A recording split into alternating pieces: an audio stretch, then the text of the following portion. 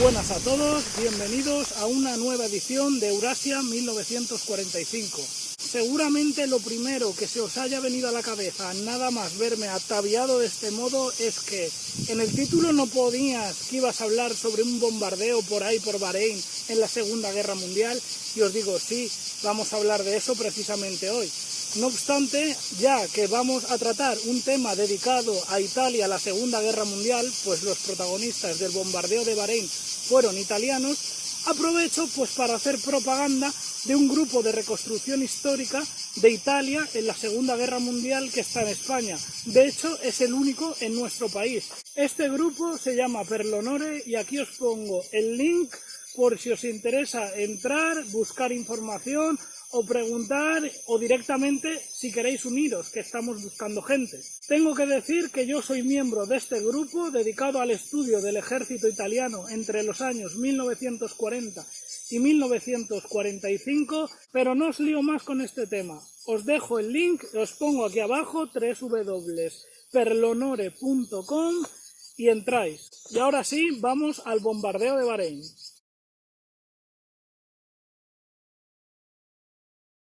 Por cierto, aprovecho para decir que cada vez que trate un tema dedicado a Italia en la Segunda Guerra Mundial, intentaré vestirme de soldado italiano, pues bueno, para hacer la publicidad a este grupo que queremos ser grandes.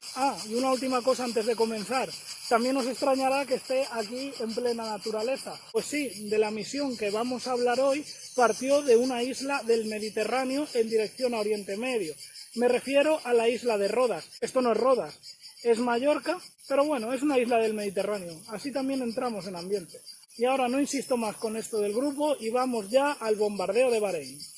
El reino de Bahrein, que existía como emirato o jaquemato desde la descomposición del Imperio Otomano en la Primera Guerra Mundial, se había convertido como una especie de reino satélite del Imperio Británico, aunque oficialmente no pertenecía a ninguna colonia del Reino Unido. Estaba al frente del rey Hamed Isa al-Jalifa, este tipo de la imagen, quien mantenía lucrativos negocios con Londres a través de la compañía petrolífera de Bahrein, la Babco. Por tanto, no es de extrañar que cuando comenzó la Segunda Guerra Mundial, el Reino Unido presionara a Bahrein para declarar la guerra a Alemania, como así sucedió el 3 de septiembre de 1939. Al adherirse Italia a las potencias del Eje el 10 de junio de 1940, Bahrein se convirtió en un objetivo prioritario sobre el Oriente Medio, pues al fin y al cabo Italia tenía colonias en las islas del Dodecaneso griegas, Libia y también en Eritrea y Etiopía en el África Oriental. Por tanto, la compañía petrolífera de Bahrein, la Babco, que hemos dicho anteriormente, pues era un posible objetivo a neutralizar. Y así fue como el capitán Paolo Macchi, este hombre, propuso atacar Bahrein basándose en tres propósitos. Por un lado, con el ataque se distraerían efectivos del Reino Unido que serían desviados hacia el Golfo Pérsico. Segundo, la propaganda por la hazaña sería increíble, pues era un objetivo que estaba a 4.200 kilómetros de distancia, algo que jamás había hecho en la historia de la aviación. Y tercero, este tipo de acción casi suicida formaba parte del ideario fascista, del futurismo, del riesgo, de las vanguardias, de la audacia del hombre, así que por tanto Benito Mussolini dijo adelante. El plan para bombardear Bahrein era el siguiente: un grupo de aviones despegarían de la isla de Rodas en el Dodecaneso, al este de Grecia, atravesarían el mar Mediterráneo pasando por el desierto de Mesopotamia y accederían al Golfo Pérsico, donde soltarían las bombas sobre las refinerías de Bahrein para a continuación sobrevolar el desierto arábigo sobre la neutral Arabia Saudí y finalmente cruzar el Mar Rojo para aterrizar en Eritrea. Para ello se escogieron a 4 aviones, concretamente trimotores del modelo Savoia Marchetti SM-82 llamados Canguro.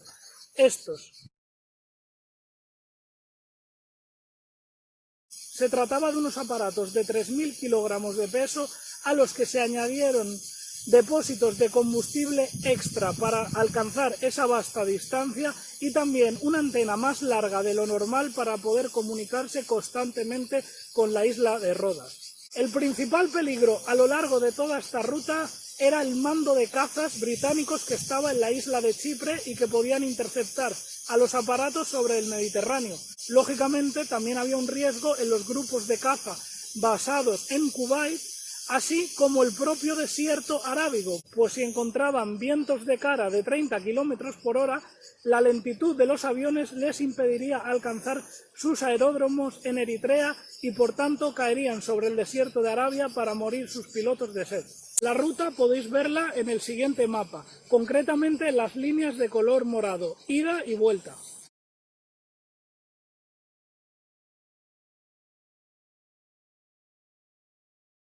Y ahora vamos a comenzar el raid.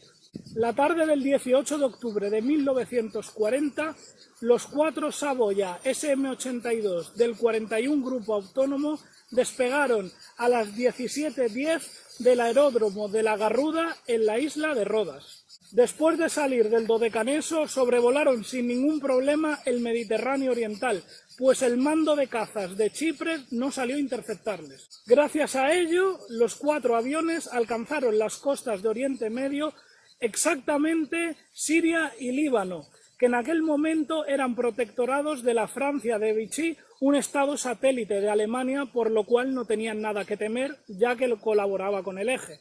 Sin embargo, por culpa de un error de navegación, uno de los trimotores, el pilotado por el teniente coronel Fortunato Federico, se retrasó respecto de sus compañeros y se quedó unas horas volando por detrás.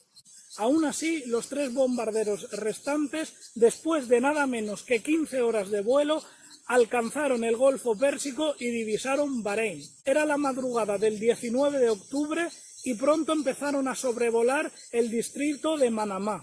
El único problema es que estaba oscuro. No obstante, la suerte pronto correría de su parte, ya que uno de los guardias reales del diminuto ejército de Bahrein, el soldado Afif al-Jafar, anunció por radio de que acababa de avistar bombarderos en el horizonte.